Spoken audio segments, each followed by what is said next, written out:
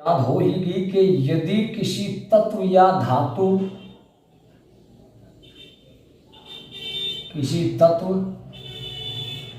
धातु या समूह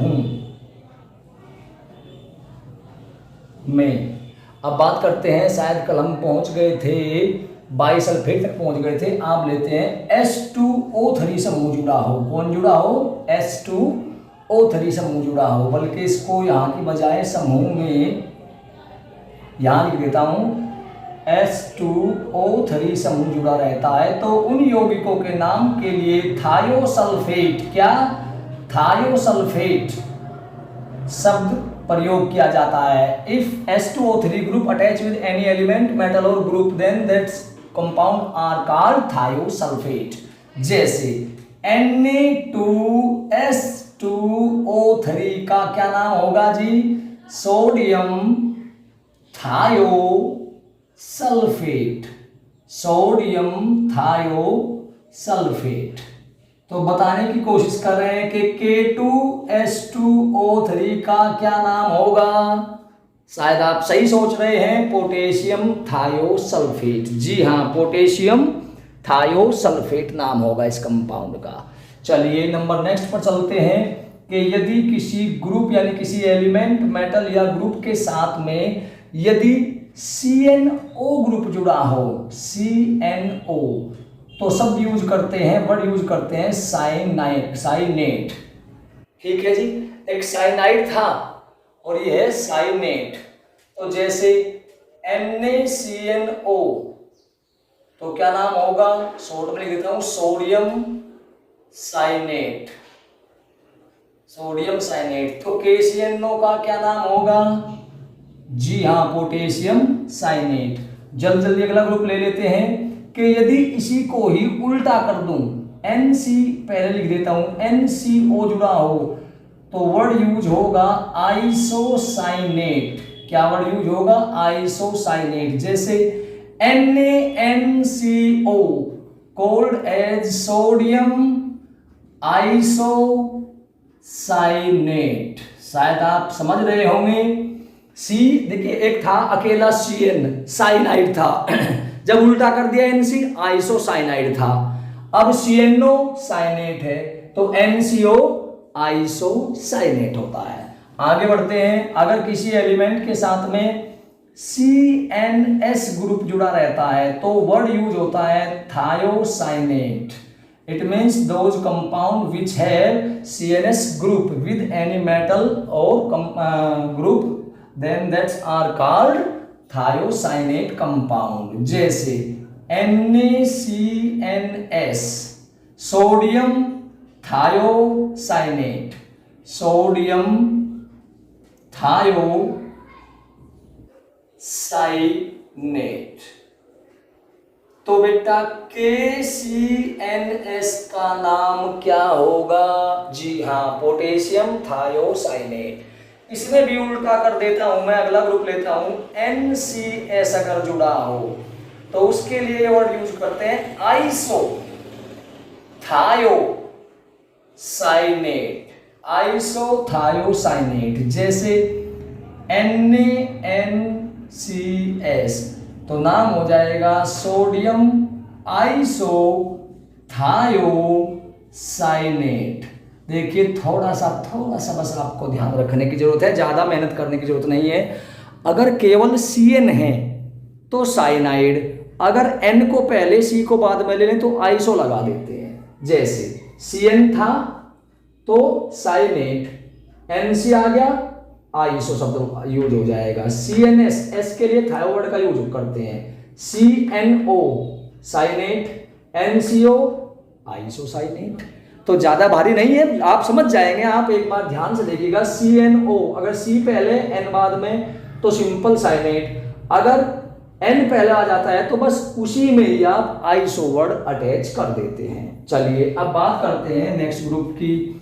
अगर किसी मेटल के साथ में ClO2 ग्रुप जुड़ा हो तो कंपाउंड का नाम होता है क्लोराइट। है ये क्लोराइड था, एक NaCl वाला था वो, और NaOCl वाला था हाइपोक्लोराइट। अगर ClO2 जुड़ा हुआ होता है तो क्लोराइड, जैसे NaClO2 सोडियम क्लोराइड, सोडियम को सोड लिख रहे हैं बार बार, ध्यान रखिएगा, आपका टाइम बचेगा, आपका डाटा बचेगा। तो सोडियम क्लोराइड, तो बेटा KClO2 का नाम होगा पोटेशियम, जी हाँ क्लोराइड। चलिए अगर ClO3 जुड़ा होता है तो नाम होता है क्लोरेट, क्लोरेट, जैसे NaClO3 तो नाम हो जाएगा सोडियम क्लोरेट। तो KClO3 का क्या नाम होगा, पोटेशियम क्लोरेट।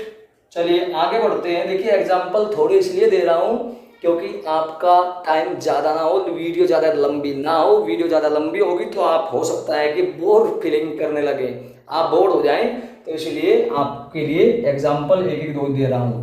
अगर ClO4 ग्रुप जुड़ा हो तो नाम होता है पर क्लोरेट।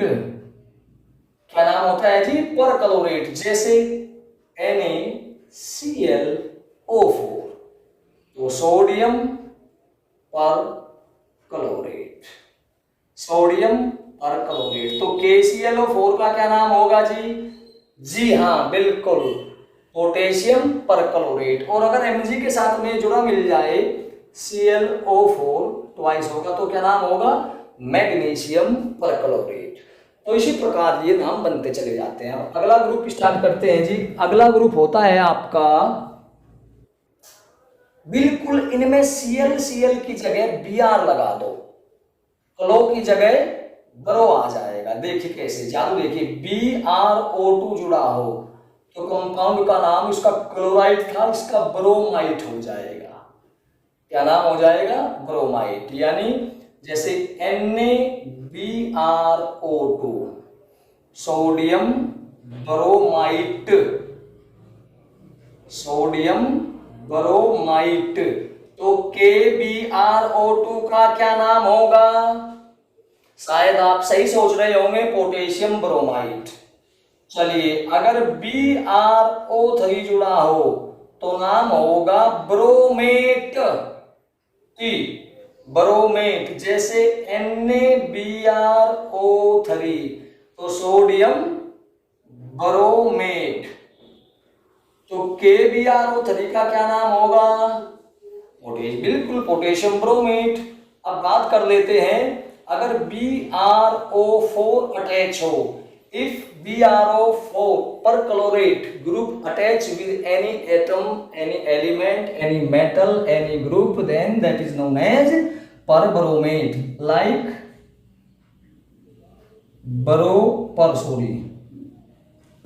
perbromate, perbromate, जैसे NaBrO4 का क्या नाम होगा, सोडियम पर ब्रोमेट। तो KBrO4 का क्या नाम होगा जी, KBrO4, जी हाँ शायद आप सही सोच रहे होंगे, उसका नाम होगा पोटेशियम पर ब्रोमेट। इसी प्रकार क्लोरीन लिया था, ब्रोमीन ले लिया, अब आयोडीन ले लीजिए। अगर iO2 जुड़ा हो तो आयोडाइट, आयोडाइट, जैसे NaIO2 सोडियम आयोडाइट। क्लो की जगह ब्रो लगा दो और ब्रो की जगह आयो लगा दो, आयोडाइट, सॉरी डाइट नहीं, डाइट होगा तो फिर वो Na अकेला आई हो जाएगा, आयोडाइट। तो बेटा KiO2 का नाम पोटेशियम आयोडाइट। इसी प्रकार अगर iO3 जुड़ा रहता है तो नाम होता है आयोडेट, आयोडेट, जैसे NaIO3 का नाम होगा सोडियम आयोडेट। ऐसे ही K में जोड़ दोगे पोटेशियम आयोडेट। अब अगर iO4 ग्रुप जुड़ा रहता है तो उसका नाम होता है पर आयोडेट, पर आयोडेट। आयोडेट, जैसे NaIO4 का नाम क्या हो जाएगा, सोडियम पर आयोडेट। तो कुल मिलाकर के अब मुझे तो ध्यान नहीं है कि पहली वीडियो में कहां तक बन गए थे, 10 थे या 15 थे, लेकिन 1 2 3 4 5 6 7 8 9 10 11 12 13 14, एक और ले लीजिए, चलिए 15 हो जाएंगे। अगर किसी भी कंपाउंड के साथ में NO2 जुड़ा हो, देखिए अगर N जुड़ता है तो नाइट्राइड, बताया था मैंने, अगर NO2 जुड़ता है तो नाम होता है नाइट्राइट, नाइट्राइट। जैसे NaNO2 तो नाम हो जाएगा सोडियम नाइट्राइट। तो बेटा KNO2 का नाम पोटेशियम नाइट्राइट, MgNO2 ट्वाइस का नाम मैग्नीशियम नाइट्राइट। इसी प्रकार आप आगे बढ़ते चले जाइएगा और बनाते जाइएगा। उम्मीद करता हूं कि आपको वीडियो पसंद आया होगा। और बहुत ही सिंपल मेथड है, एक बार तीनों में Cl, तीनों में Br, तीनों में I। अगर O2 जुड़ा है तो आइट शब्द का प्रयोग होगा, चाहे वो ClO2 क्लोराइड हो, BrO2 ब्रोमाइट हो, आइट, ITE, ITE, ITE। तो अगर O2 जुड़ रहा है क्लोरीन, ब्रोमीन या आयोडीन के साथ में तो आइट शब्द लगाते हैं, जैसे ClO2 chloride, BrO2 bromide, IO2 iodite. शायद वीडियो आपको पसंद आया होगा, ध्यान से पढ़ते रहिए। मैं आशा करता हूं कि आपका दिमाग ऐसे ही पढ़ाई लिखाई में चलता रहे। अगर वीडियो पसंद आया हो तो वीडियो को लाइक और शेयर जरूर कर दीजिए, अगर पसंद आया हो तो। अगर नहीं आया हो तो कोई बाउंडेशन नहीं है, लेकिन पसंद आया है तो अपने दोस्तों को, अपने ग्रुप्स में इसको आप शेयर जरूर करें। और मेरा channel chemistry classes bye Rana sir को कृपया सब्सक्राइब जरूर करें। धन्यवाद। जय हिंद, जय भारत।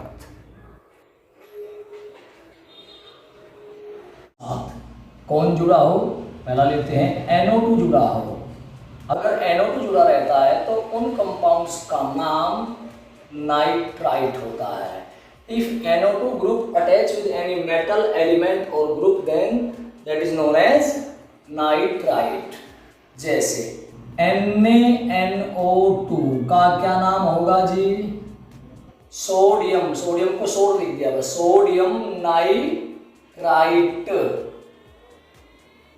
KNO2 का क्या नाम होगा जी, पोटेशियम नाइट्राइट। MgNO2 ट्वाइस का क्या नाम होगा जी, मैग्नीशियम नाइट्राइट। चलिए अगर NO3 ग्रुप अटैच हो तो उन कंपाउंड का नाम बच्चों नाइट्रेट होता है, नाइट्रेट। जैसे NaNO3 का नाम क्या होगा, सोडियम नाइट्रेट, सोडियम नाइट्रेट। तो KNO3 का क्या नाम होगा, पोटेशियम नाइट्रेट। CaNO3 ट्वाइस का क्या नाम होगा, कैल्शियम नाइट्रेट। चलिए आगे बढ़ते हैं। अगर किसी एटम के साथ में MnO4 फर्स्ट, MnO4 फर्स्ट का मतलब है कि मैग्नेट MnO4 की जो वैलेंसी है वो फर्स्ट है, MnO4 पे 1 नेगेटिव चार्ज है, ये भी समझ सकते हैं आप। तो अगर ये जुड़ा हो तो कंपाउंड का नाम होता है परमैग्नेट, परमैग्नेट। जैसे KMnO4 का क्या नाम हो जाएगा, पोटेशियम परमैग्नेट, पोटेशियम परमैग्नेट।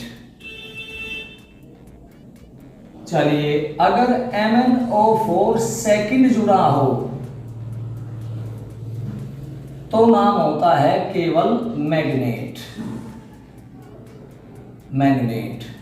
जैसे K2MnO4, K2MnO4 का नाम होगा पोटेशियम मैग्नेट। यानी अगर MnO4 1 नेगेटिव है तो परमैग्नेट, और MnO4 2 नेगेटिव है देन केवल मैग्नेट। चलिए आगे बढ़ते हैं। अगर CrO4 ग्रुप अटैच हो तो नाम होगा क्रोमेट, क्रोमेट।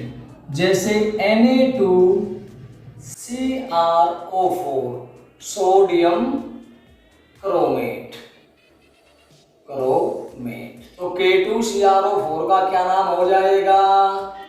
जी हाँ, पोटेशियम क्रोमेट। चलिए, अगर Cr2O7 ग्रुप जुड़ा हो तो उनका नाम होता है डाइक्रोमेट, डाइक्रोमेट।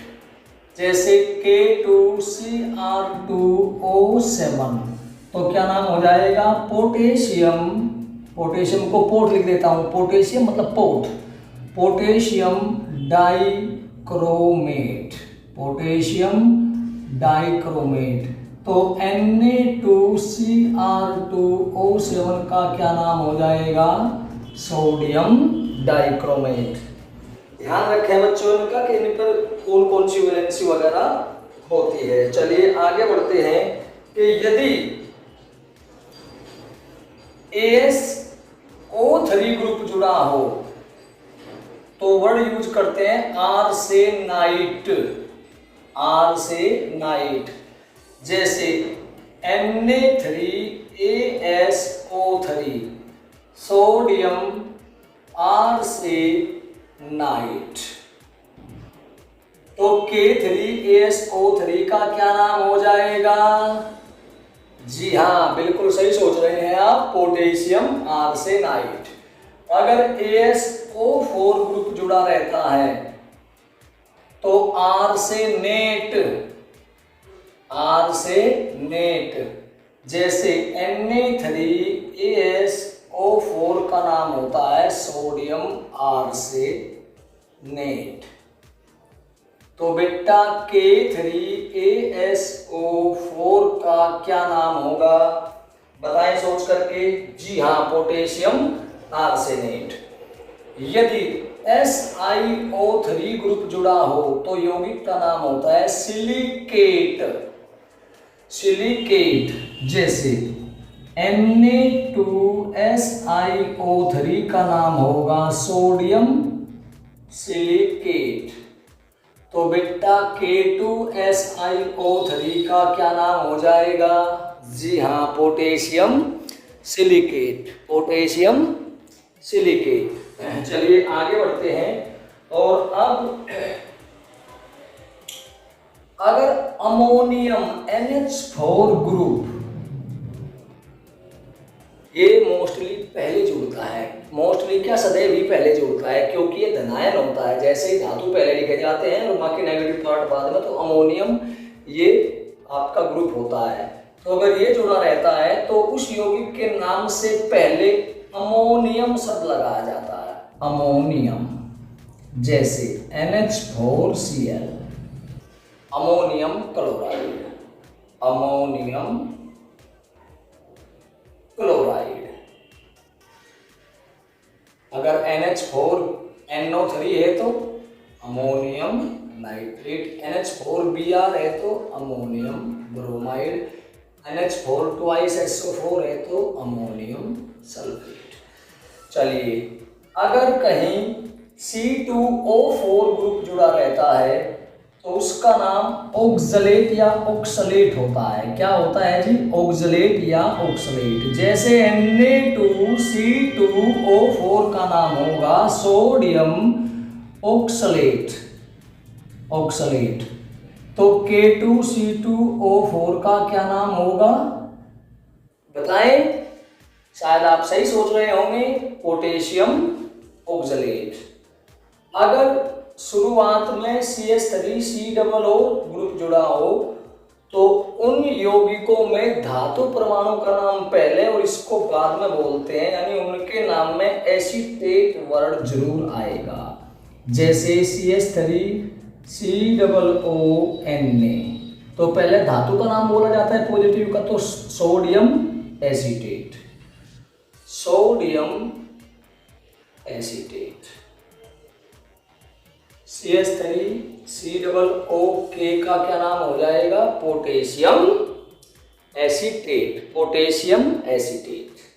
देखिए, ग्रुप्स तो और भी बहुत ज़्यादा हैं, लेकिन मैं आपको लिख करके बता सकता हूँ, गारंटी दे सकता हूँ कि आपके 9th 10th 11th 12th इन चारों क्लासों में अलोंग विद बीएससी, बीएससी में भी 95% इनऑर्गेनिक कंपाउंड के नाम आप इन्हीं ग्रुप के द्वारा बना सकते हो, क्योंकि हमारे सिलेबस में 9th से लेकर के बीएससी तक इनके अलावा कोई ग्रुप नहीं है। मान लिया हो गए 2-4 ग्रुप, लेकिन इनमें सारे के सारे लगभग 3 से 4 लाख कंपाउंड आपके कवर हो जाते हैं, जिनके आप नाम बना सकते हैं। तो आप इन चारों वीडियो को, चारों पार्ट्स को एक बार ज़रूर देख लीजिएगा, और धीरे धीरे करके एक दिन में, अगर आप सोचेंगे कि एक दिन में मैं चारों वीडियो देख करके और चारों के नाम याद कर दूं, तो वो तो असंभव है। तो आप क्या करेंगे कि भाई एक ही वीडियो को आप 3 दिन तक या 2-3 दिन तक देख लें, या फिर एक बार देख करके उनको कॉपी पे उतार लीजिए। आप अपनी कॉपी पे उतार सकते हैं और उनको दिन में 3-4 बार आप दोहरा दीजिए। मैं गारंटी की बात बताता हूँ आपको कि ज़्यादा नहीं 10 दिन में आप ऐसा करो, 10 क्या 4-5 दिन में, 4-5 दिन में आपके सारे के सारे ग्रुप याद हो जाएंगे। थोड़ा सा अगर आप इनको एक सीक्वेंस अलग देना चाहते हो तो दे सकते हो। जैसे कि मैं बताऊं अभी आपको, ऐसे मैं देता हूं।